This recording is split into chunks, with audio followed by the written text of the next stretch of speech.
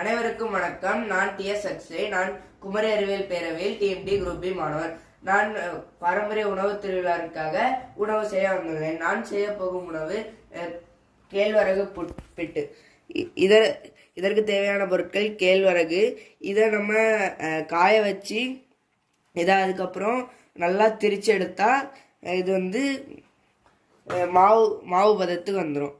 இதை இப்போ புட்டு செய்கிறதுக்கு இந்த மாவை இதில் தட்டிக்கிட்டு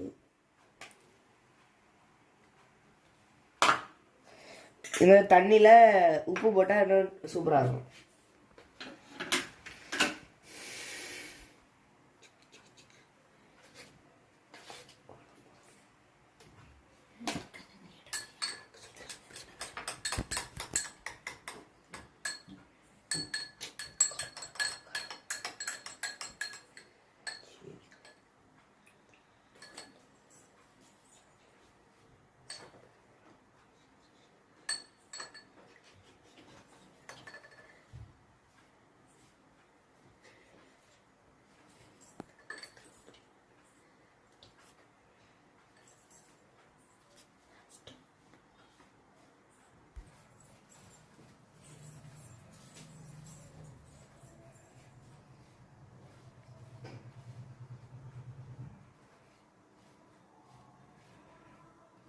இது இந்த மாவு எப்படி இருக்குன்னா, நம்ம இப்படி பிடிச்சா இப்படி இருக்கணும், அதே போல் உதுத்துனா உதிர்ந்துடணும். நம்ம புட்டு இந்த சரியான பதத்துக்கு வந்தாச்சு. இப்போ நம்ம இந்த குழாய்க்குள்ளே வைக்கணும். முதல்ல நம்ம தேங்காய் போடணும்.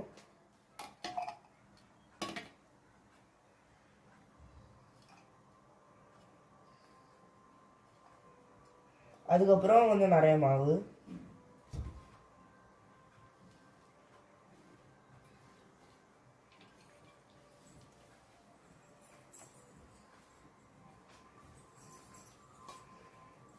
அடுத்து திரும்பவும் கொஞ்சம் தேங்காய். அடுத்து திரும்ப கொஞ்சம் மாவு.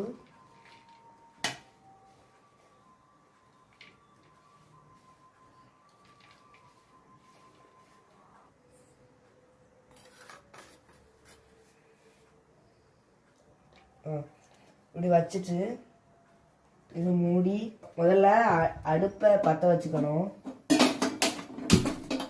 இது இங்கே ஆவி வர ஆரம்பித்த பிறகு தான் நம்ம இந்த புட்டை வைக்கணும். அப்போ தான் சீக்கிரம் வேகும்.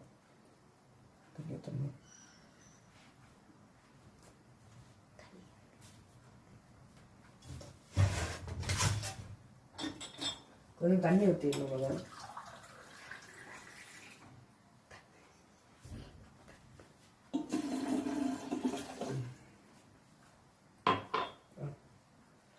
ஆவி வரது வர வெயிட் பண்ணணும். கேழ்வரகு ஒரு சிறுதானியத்துல ஒண்ணு. இதுல அயன், கால்சியம், அதுக்கப்புறம் ஃபைபர் போன்ற சத்துக்கள்லாம் இருக்கு. இதை நம்ம சின்ன குழந்தைங்களுக்கு எல்லாம் கொடுத்தா அவங்க ரொம்ப ஹெல்த்தியான ஃபுட் இது. அதுக்கப்புறம் நம்ம இதுல ஆவி வர ஆரம்பிச்சுட்டு நம்ம இதை வச்சுட்டு வெயிட் பண்ணுவோம்.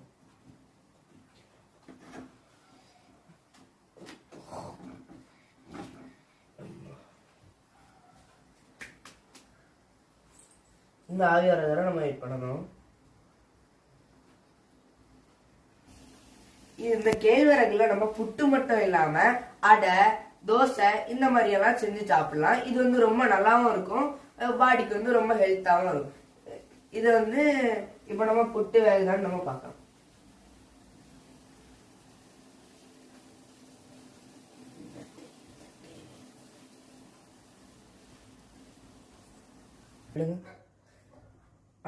புட்டு ஆவி வந்திருக்கு. இப்போ வெந்திருக்கோம்னு நினைக்கிறேன். நம்ம பார்க்கலாம்.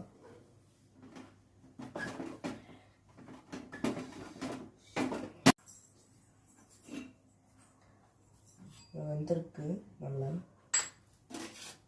அவங்க பார்க்கலாம்.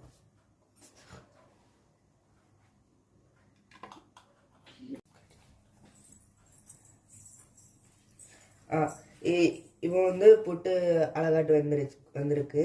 இதை நம்ம எது கூடாலாம் வச்சு சாப்பிடலாம்னா, இதை நம்ம நாட்டு சக்கரை கூடால விரசி, இது கூடால நம்ம சிறுபயிறு, அதுக்கப்புறம் பப்படம், பழம் இது கூட எல்லாம் வச்சு சாப்பிட்டா சூப்பரா இருக்கும், ரொம்ப ஹெல்த்தியும் கூட.